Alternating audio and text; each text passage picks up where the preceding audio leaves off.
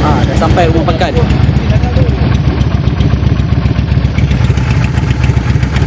Alhamdulillah dia sampai Sampai dah rumah makan B&B. Kopi dia tengok tu. So, kita nak balik ke mana kalau ikut highway?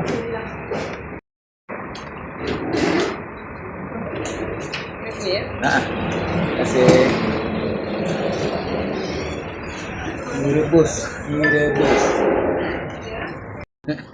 Aku ngantuk ni.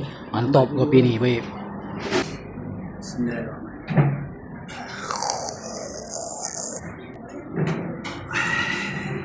Woi.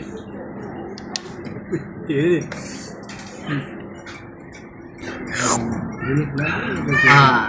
Kali kedua hirup baru okey balik. Patah balik ya? Alhamdulillah. Kopi memang mantap. Terbaik punya. Secangkir kopi dan beberapa kuih sudah cukup bagiku untuk menikmati breakfast yang terbaik.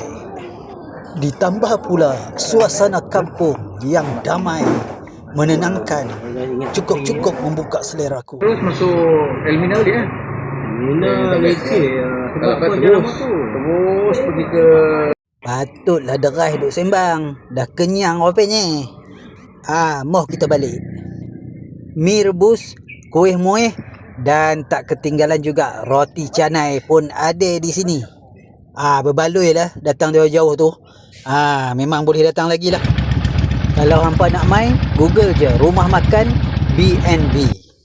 Okay, on the bike. Jumpa lagi sahabat-sahabat. Okey, ciao. Terbaik.